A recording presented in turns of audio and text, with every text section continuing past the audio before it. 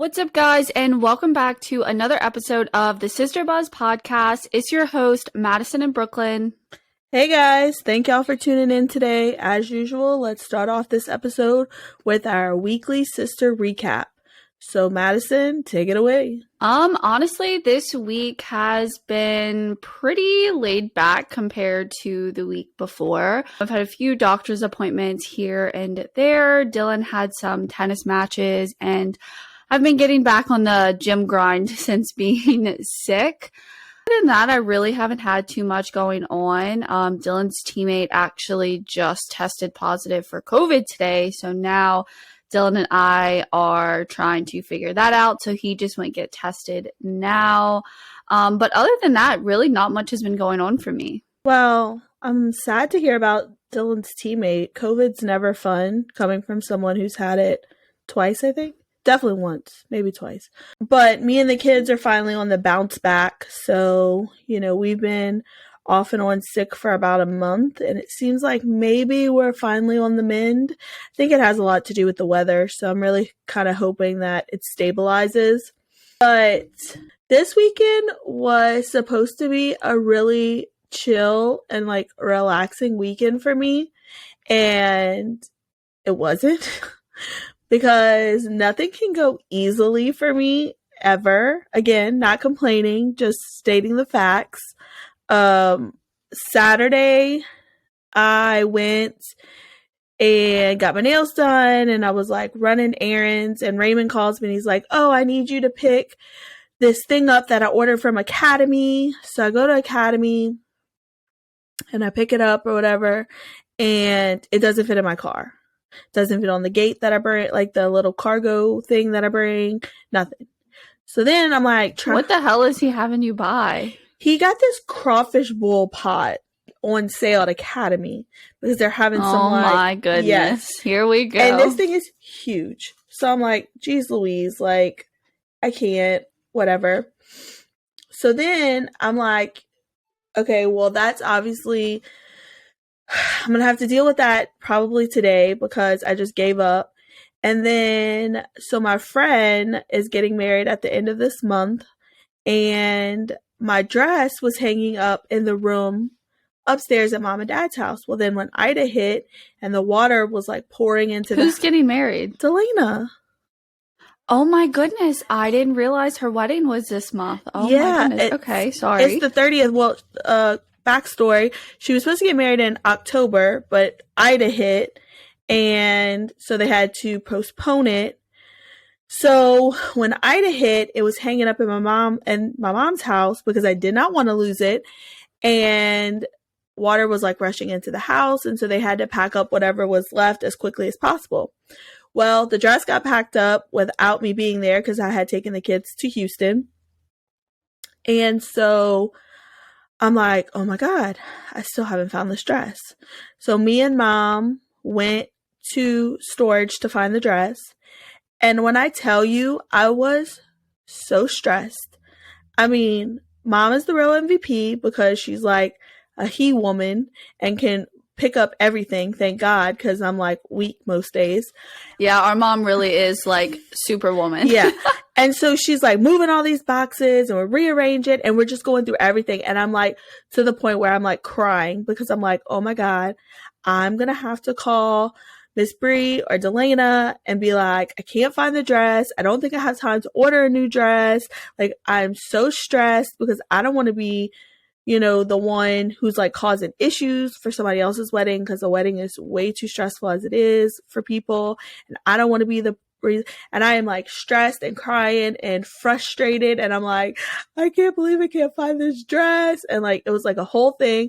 And of course Raymond had packed it in this random ass box with the kids' dehumidifiers and something else. I would have never looked in this box. Oh my goodness. And mom was just look in that box before I bury it. And I opened it, and I swear to God, I was oh my God, thank God, because I was all stressed about this damn somehow dress. Even though our mom doesn't necessarily know where something is, she has these sensing powers where maybe she's not the one who packed it away, but she's like, oh, somehow it has to be in this box. And it drives me ballistic because every single time I try to look for something, she miraculously knows exactly where it is, even though she's never touched it. Well, and she was like, I think that it's at the house because I would have never have packed that knowing you were going to need it. And I was like, Mom, I've looked everywhere at home. Again, we're living in campers. So like I've looked through my camper closet. And then this weekend, before we went to the storage, we like pulled everything out of our little cargo under storage.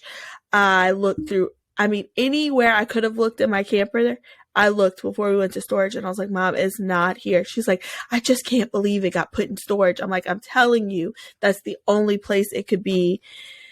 And then, like I said, we were moving all this stuff and it was so stressful. And I was like, can anything just be easy for once? Could Raymond have used his brain for once and been like, oh, she's going to need this dress. Let's not pack it away in a random ass box.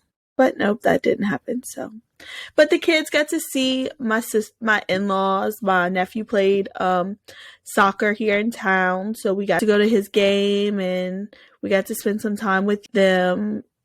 My chaotic weekend of searching for the missing dress. Did you happen to watch the Grammys? I didn't watch the Grammys, but I love all the fashion looks at these events, so I did my fair share of investigating the Grammy red carpet outfits, which I wanted to quickly comment on a few people's outfits. So if you're not into like the celebrity fashion, you might want to fast forward a few minutes. What was your favorite look of the night? My favorite, I really loved Lady Gaga. I really loved Carrie Underwood. And even more than that, I loved Lil Nas X.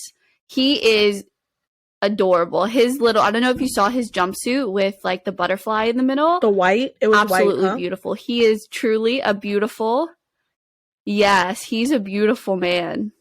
Yeah, Lady Gaga, it's surprising when Lady Gaga is on like my top few because, you know, she used to be so out there, but I really like this like classy streak she's got going where like things are tame and it's, you know, not a meat dress because like who cares about that? But anyway, again, Carrie Underwood, loved her. Paris Hilton, hers was really pretty and fun. Christy Teigen, I was not actually a fan of hers. I thought for the Grammys it was appropriate. Like if she had worn that to like the Oscars, I would have been like, too much. But like the Grammys, like I feel like a lot of people try to do like the glitzy disco ball kind of effect, like the really like iced out look. So I thought hers was cool. Christy Teigen's was again over the top, too much. Like I feel like, you know, like going back to Jada Pinkett Smith last week, like it's just way too much. I thought she looked beautiful though. Like that color on her is a very pretty color. Yeah. Yeah, I get that. Also, I want to say shout out to, which he'll probably never hear this. Shout out to Christian Siriano for always dressing the bigger girls because literally anytime there's a bigger person on a runway or not a runway, a red carpet, it's almost always him who dresses them because nobody else wants to go out on a limb and dress the bigger girls. And while I didn't necessarily love Elle King's look, the hat was a little bit too much for me, and I'm not like super obsessed with the bell bottom thing. I did think she looked decent, and I do appreciate Christian Siriano for taking all those risks with her. Did you see? I don't even know who he is, but his name is Dylan Francis. Did you see that guy? He's legit. Yes, the one that was wearing like the Van shoes. Yes, and he's like in a t-shirt with freaking Little Debbie bites in a Walgreens bag. I'm like, who is this kid? Like, and he literally is like in one of the pictures I found. Whoever he is, that's a statement. Yeah, and he's like holding his Grammys ticket. I'm like, oh, you proud boy.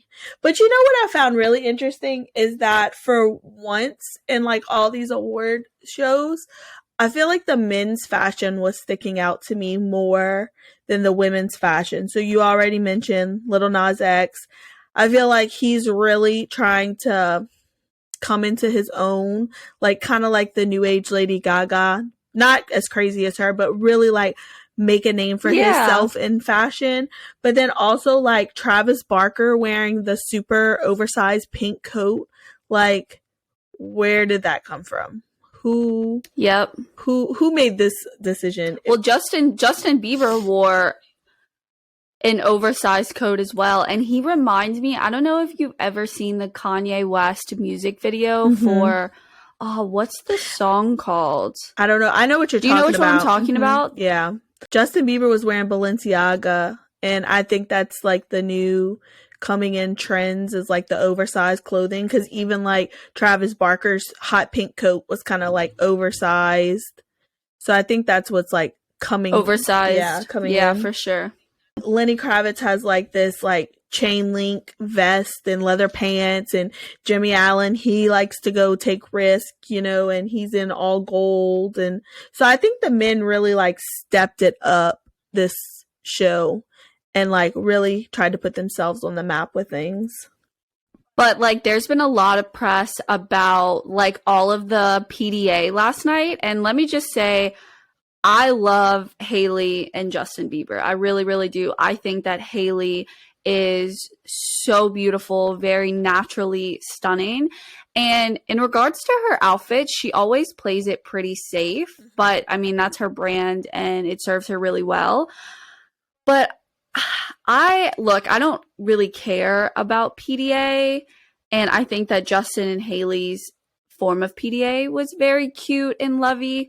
But did you see like Kourtney Kardashian and Travis, and then Addison Rae and her boyfriend? I think Kourtney and Travis are on a mission to have their tongues photographed down each other's throats at every event they go to. I don't know if it's just true love, like they can't handle it, or if it's like some sort of statement they're trying to make, or like, I don't really get it, because she's never been like that. Kourtney Kardashian's never really been the overly loving person. But who is Addison Rae's boyfriend? I didn't even know who the heck that guy was. I have no idea. Like, okay, so here's my thing. Like, again, you know, I don't mind PDA, but if I can see your tongue going in and out of your partner's mouth, like that's an instant ick for me. I can't deal with it.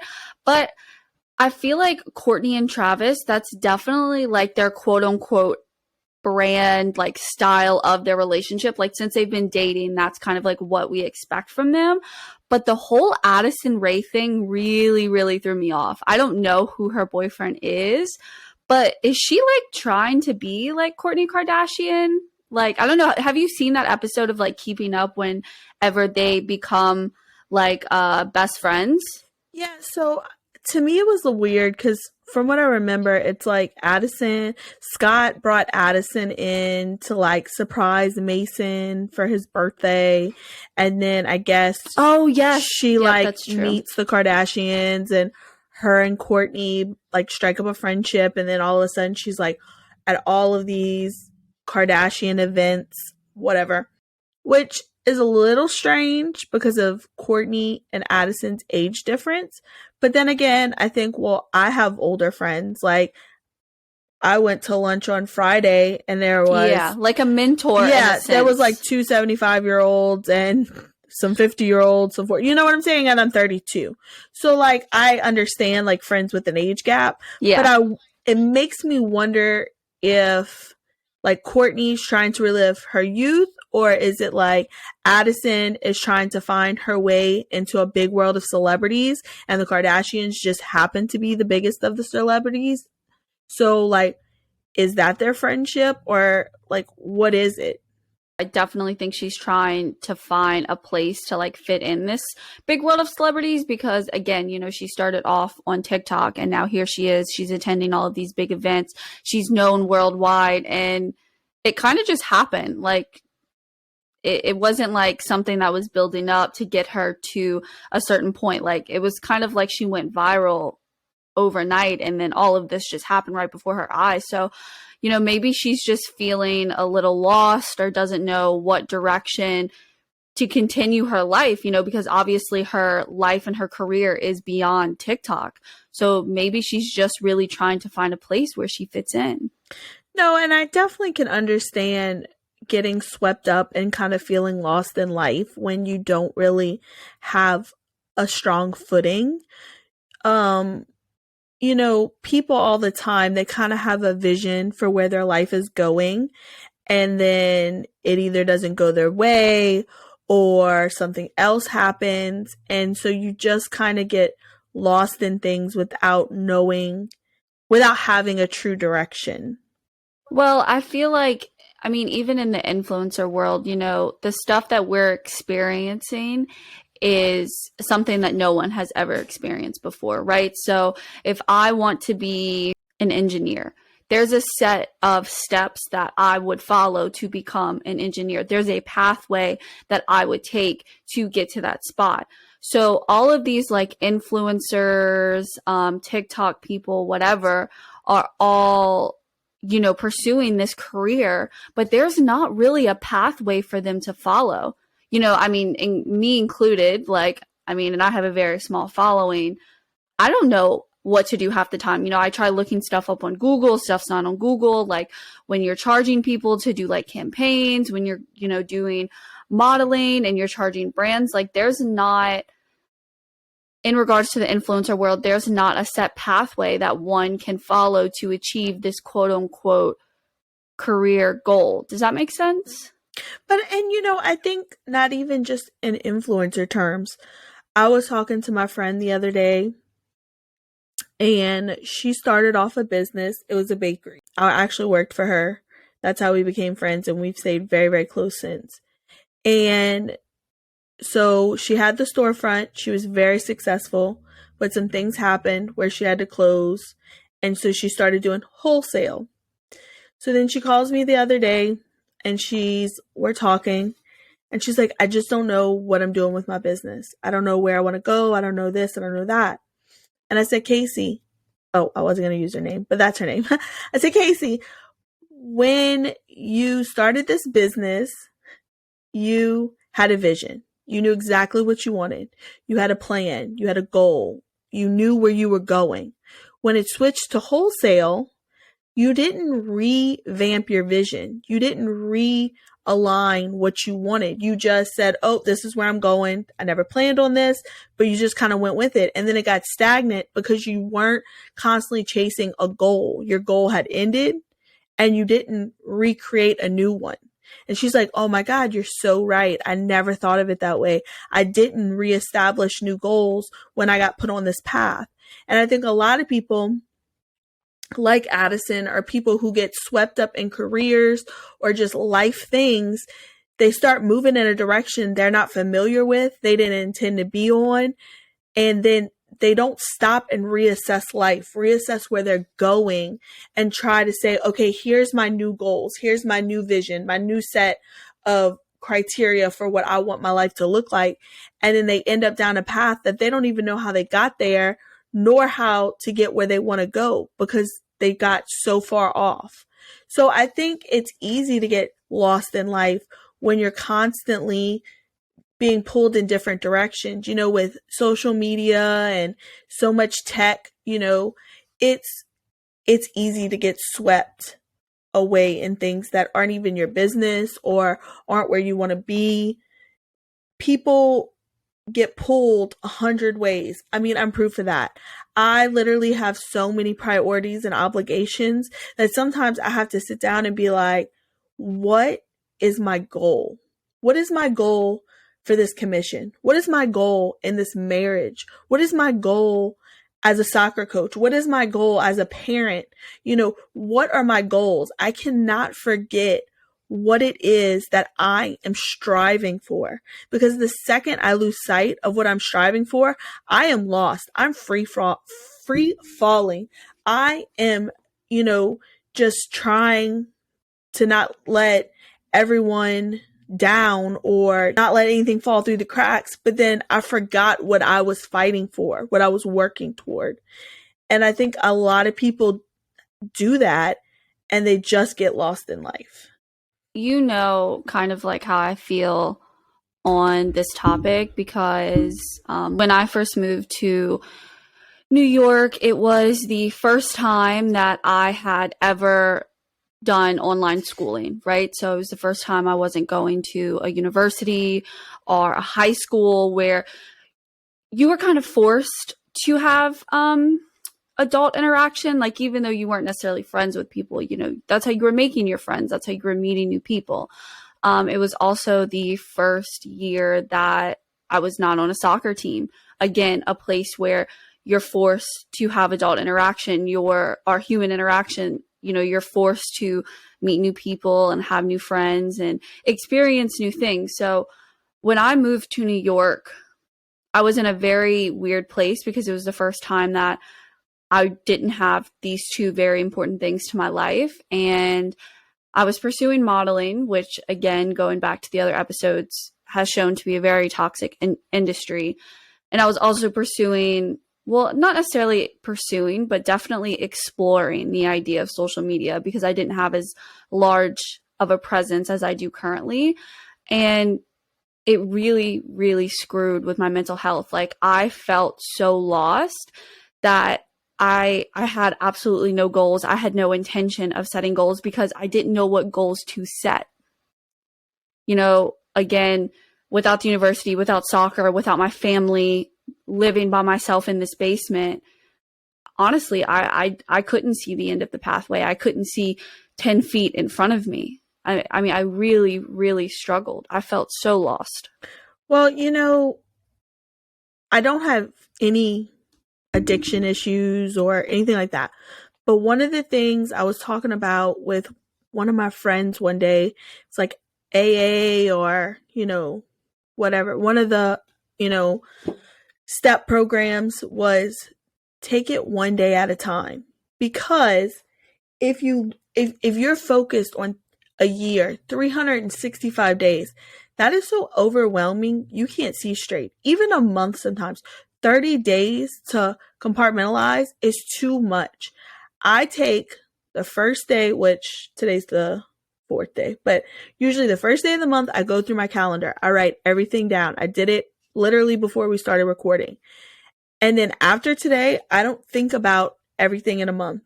I think about a week at the most, but usually I think about today. What as a parent do I need to accomplish today? What as a wife do I need to accomplish today? What as, you know, a podcaster or a commissioner or all these things that I do, what is it that I have to accomplish today? Because if I think too much further, my mental health spirals out.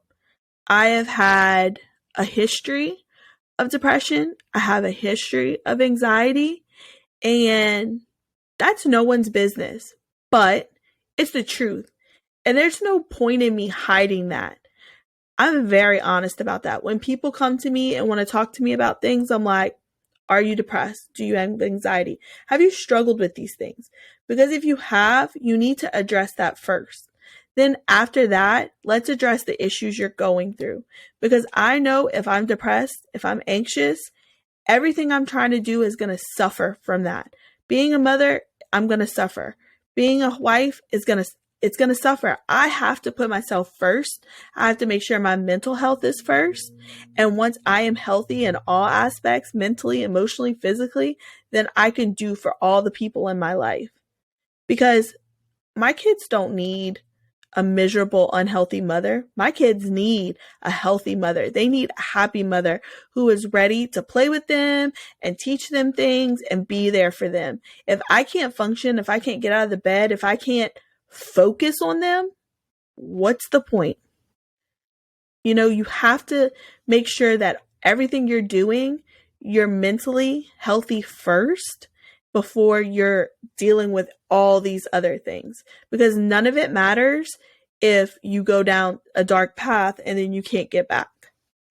But it is very hard to prioritize yourself. And whenever you begin to start feeling lost in life, it is hard to kind of pull yourself out from that hole and say, okay, I understand that things are, maybe rocky right now and I'm not really seeing clearly, but how do I get to a place where I am going to see clearly? And, whether that's, just talking to your friend, talking to your sibling, talking to an actual doctor, because some people don't believe in going to the doctor and getting medicine and whatever. That's okay. That's fine. People deal with stuff very, very differently. The way that I cope with when I'm upset is very differently than the way that, Dylan copes when he's upset. So, there's never a right or wrong answer, but it is very important to self-prioritize, because if you don't, sometimes it feels like a never-ending battle. Well, I think it is a never-ending battle because, if you happen to struggle with anxiety and depression, even if it's for a week, even if that's not built into who you are as a person, for that week, you feel like you're fighting a battle every day. That's exhausting. You can't function at work or wherever if you literally feel like you're fighting this battle within yourself. And like you said, not everything works for everybody.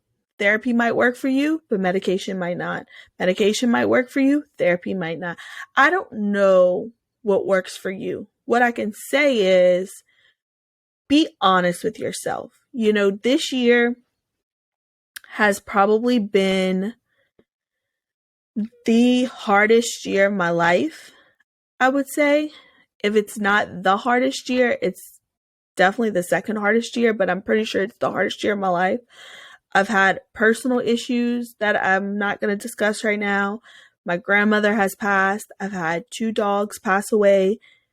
All of this has happened since January. We're living in a camper. We are dealing with things outside of what we usually deal with. And so I have to know, when something happened in January to me and I couldn't focus, I looked at Raymond. I said, I need you to take the kids and I need you to give me a few days. I've got to get myself figured out. I've got to deal with what I'm dealing with. I called my doctor. We discussed it. We made decisions. I did not go to therapy because it wasn't really an option for me at that time. I wanted to go to therapy because I do find that therapy helps me, but I haven't established a doctor here. The last time I did therapy was in Baton Rouge. So that's something I should do. But, I had to be honest with myself. If I'd wake up every day and be like, I'm fine, I'm fine, I'm fine, I'm fine. I'm fine get old. It wears on you just as much as anything else because you're lying to yourself and you're lying to everybody else. And you're constantly putting on an act and a facade to prove that you're fine. I wasn't fine.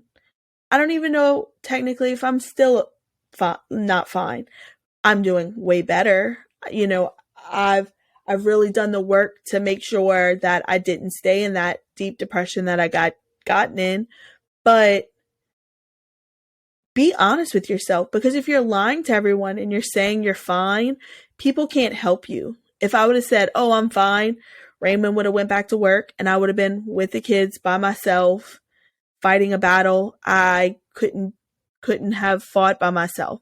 I needed him. I needed him in that moment to help me with the kids. I needed the break. I needed to just sleep. I needed, guidance from my doctor. I needed things that I had to ask for from people. And that's another big thing, is that I feel like people are too, I don't want to say afraid to ask, but they have that personality like, oh, I'm not going to ask. It can be an uncomfortable situation when you have to ask. Right. And some people, they don't know how to ask.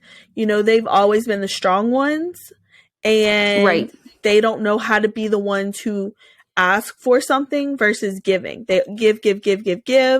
They never take. And when they need it, they don't know how to ask for it. You have to be honest with yourself. Ask for what you need, because you will get better and you will find a way to get better so much faster with help on your side. And, I'm not necessarily one that believes or disbelieves in therapy. I've gone to therapy. I've been on anxiety medication that I'm no longer on. But, obviously it's hard especially this past year, you know, with Brooklyn dealing with everything she was dealing with, it's hard for me to pick up the call and also put my struggles on other people. And outside of my mom, you know, my mom, she listens better than anyone, you know. And but honestly, like our aunts and stuff as well, you know, we have an Aunt Robin and Aunt April, and they are excellent listeners. And it's fantastic that we have family around us that truly does listen to us and is able to provide, you know, moral support and comfort us. But outside of that, I have a best friend. Her name is Christina, and she is my comfort person. I mean, we talk on the phone sometimes not for months, and then sometimes every day for a week. And I think it's really important to find someone that just understands you on a different level, because the things that she would maybe tell me, I would, and if someone else would tell me the same thing, I feel like I wouldn't take it the same way I would as if she told me. Does that make sense? Like for sure. She is able to connect with me on a different level and help me through stuff that I know I can't go through alone. Yeah. I mean, I feel like that with Brittany. You know, it's funny because I go to Brittany with certain problems. I go to Twee with certain problems. You know, I go to Kim with I go to different friends for different. It depends on what reaction I really need in that moment, who I'm going to choose to go with. But you know, like I'll call Brittany and I'll be like, yeah, really? Because they are all three totally different people. I'm like, okay, I need this. If I need to go drinking and like bitch out a problem, that's Kim all day. You know, Twee's going to take the funny reaction. She's going to joke it out. Brittany's going to take the very serious, okay, let's talk about this. We need to be serious. You know, that's Brittany. But no, Brittany's going to kill you. It's okay, Brittany. But Brittany's also, I know that, well, all of my friends, but, you know, I know that they're not going to give me bad advice. Like, I know that whatever they say, especially Brittany, it may, quote unquote, hurt my feelings, or it might not be exactly what I want to hear, but I know she's telling me what I need to hear. And I think, you know, I would hope that the same goes for me to her, that, you know, I'll be like, listen, I'm not trying to hurt your feelings, but I think you need to listen to this, or I think you need to hear this, because sometimes it's easier to see from, like you said, from the outside looking in. It's a different perspective when you're not living in it. Exactly. And I feel like that's what I love. I mean, you as well, like, because we live so far apart, you know, we're not in each other's faces all the time. And like Christina, she's someone who lives in California. Her husband is in the Army, I think it's the Army. But, you know, we live two completely separate lives. So when it is time that one of us needs something, we give all the details, and it's a complete outsider's perspective. Yeah, for sure. And like, especially like family things, like if it's happening within our family, it's kind of hard to go to someone within our family because they're going to obviously have some sort of bias. But, you know, it's easier to go to someone on the outside. Right. But all this boils back to being honest with yourself and knowing when you need to talk to someone, whether it is family or friends or a therapist or a doctor or whatever, because you can't live with everything on your heart and your chest forever.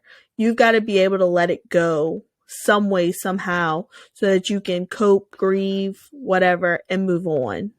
I mean, for years, I've always told both my mom and my sister, you know, since leaving New York, and it's actually something that Christina yells at me about all the time, but I am someone who constantly preaches like self-love. I mean, I can't tell you how long I had to beg my sister and my mom to just go to the gym every day. I'm like, you know, I understand, Brooklyn, you have 2 kids, you know, unfortunately Rowan's not in school yet, so it can be hard, but Brooklyn again went through some tough stuff in January, and once she finally started healing from that tough stuff, she looked into getting her youngest child in a daycare 3 times a week. She and my mom both joined a gym that has a daycare part of it. So that's 2 hours a day that, you know, she has without kids on Tuesdays and Thursdays that she can go into a gym. And for those 2 hours, she can work on herself. Like that's important. And I truly believe that that is part of the reason why you have found yourself not necessarily at peace with everything that's happened, but I feel like you've found a little bit of comfort because you are finally prioritizing yourself. You know, you're putting effort into being the best version of yourself for your children and for your husband. Well, yeah, and you know, I've always felt like putting my children in daycare or putting them away from me for any amount of time was selfish. And when I would say that, people would be like, well, I mean, you've got to do things for yourself, yada, yada, yada. And I'm like, but you don't understand. My husband is gone 75% of the year. It is selfish of me to take away their other parent, even for an hour, even for 2. That's how I felt. And you're right. When I went through everything, Raymond was like, you have to do something. So like, I had an appointment in Thibodeau, which is the town right over. And so we got up and I got dressed and I went to the appointment. I think it was the first time I'd left the house, probably in a week. And after the appointment, he's like, okay, we're going to go next door. And I was like, what are we going next door for? And he's like, oh, that's the gym you talked about joining like a few months back. And I was like, okay, why are we going there? And he was like, well, we're going to go tour it. And I said, I don't want to go tour it. And he's like, no, we're going tour it. Like, there's a daycare. They will watch Rowan up to 2 hours. There's not an excuse. This is going to get you out of bed. This is going to give you a reason to get out of bed. I don't want to hear about Rowan not having a place to go. Like, we're going tour it. We're going to sign you up, not because you need to work out, but because you need to get out of bed. And it really, for the first, couple weeks, I didn't always work out. Sometimes I would just sit in the hot tub or sit in the steam room and just meditate and like try to ease my mind of all the thoughts going. And it really, really brought me out of the funk. And also spend some quality time with our mom outside of Rowan and Holden, because even though you do live with mom and dad, I wouldn't necessarily say you have a whole lot of quality time, just the two of you. Right. And then Faylee joined and she would come. She doesn't come as much anymore because now she does, she got a side job. So sometimes she comes this morning I texted her and I said, hey, we're going to the gym at 9. And I never heard back. And I was like, oh, she must be working. And then she texted me at 9. She's like, I just woke up. I was like, must be nice. Lazy ass. You better get up and get to the gym. I ain't even playing with you. She's going to call me out for that one, by the way. Be nice, Brooklyn. She's going to be like, I heard you call me out on the podcast. She already did that whenever I called her a Nazi or competitive or something. She's like, I'm not coming to help you out with soccer because I'm too competitive. Yeah, when we were talking about soccer. I was like, whatever, Faylee. I don't want to hear it. We are very blessed to have such a supportive family, and I really don't think that we say that enough. I don't think we tell our mom that enough. Our Aunt Robin, Faylee, Aunt April, like everyone. We really, even though sometimes, in hindsight, you really don't think like that you should say that often, but sometimes I call Aunt April because I'm in a scary part of New York and I literally just need her to stay on the phone with me because even though she can't do anything for me all the way in Louisiana, it's all about support. I don't know. And every time I call her, she just laughs. It's because she's a bad bitch. I'm so scared of you being up there by yourself. It's because exactly. It's because you know that if she's the kind of aunt on Taken. Yeah, like it's because if y'all were you ever seen the movie Taken where he's like, I will find you and I will kill you. Exactly. Like it's because if y'all were walking down in the streets of New Orleans and something happened, she would cut a hoe. Like she would be the first. Okay, side story. Our family is super scrappy because we all once got banned from Chuck E. Cheese for fighting from another family because someone pushed my cousin down and was very rude to her when she was like 3. So our family's a little scrappy and April would be the first one throwing down in the streets.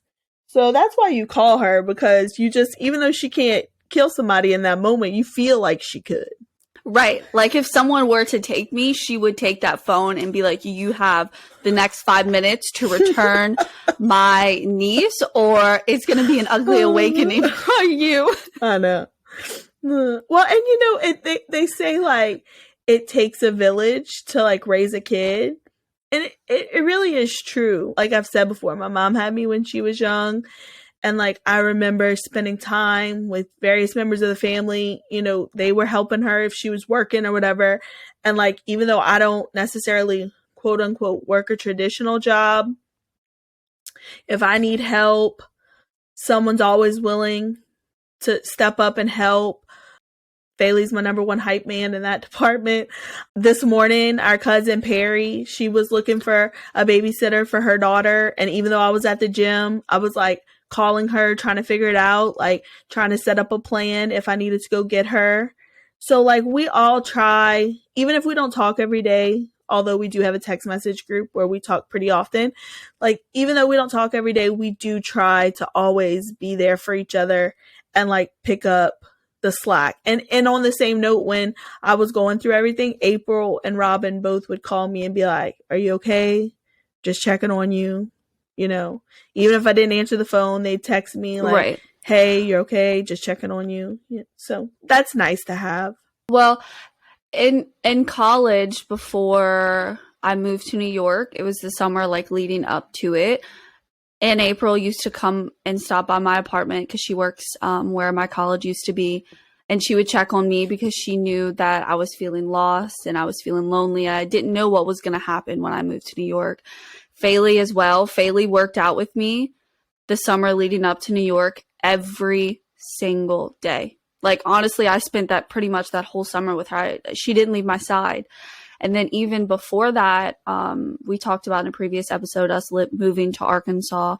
Long story short, I had it very rough there. I was bullied very, very badly, to the point where I went to school one day, sat down at a lunch table, and literally like in a movie, the whole lunch table got up and moved somewhere else. It was a very traumatic experience. And my mom and my sister had actually owned a restaurant in Arkansas at that time. Things escalated with my mental health very, very quickly. And I just felt like I wasn't worthy enough to live anymore. And I told my mom and sister, I said, I want to go back to Louisiana. And Robin took me in and she let me live with her, Uncle Nathan, Sadie, and Faye for months. And Aunt Robin was my best friend. I mean, honestly, she was there for me whenever you and Mom couldn't be because, you were packing up the restaurant and having to move within a blink of an eye. Yeah. Robin to me is like my sister because we're, Maddie and I are 10 years apart. Well, Robin and I are 10 years apart. She's my mom's youngest sibling. So like growing up, I remember one time Raymond was like, "Why don't you call her Aunt Robin?" And I was like, "Cause I forget that she's my aunt. Like she's like my sister. She's not really my aunt." Yeah, that's true. Actually, you say Aunt April, but you just call Robin. Robin. Yeah. She's like my sister. I never she really noticed is. that. I mean, like you said, she's like one of my best friends. Like I don't know. Ladies and gentlemen, this concludes today's episode. Thank you so much for listening. Make sure you connect with us on all our social platforms at The Sister Buzz. And if you're in need of a friend or some sister advice, or if there's a topic you'd like us to talk about, feel free to send us a DM. We always love hearing from you guys.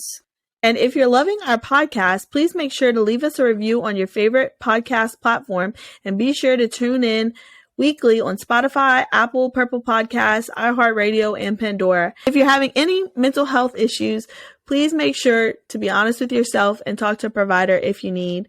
But until next time, this has been your Sister Buzz with Brooklyn and Maddie. Bye, guys. Bye, guys.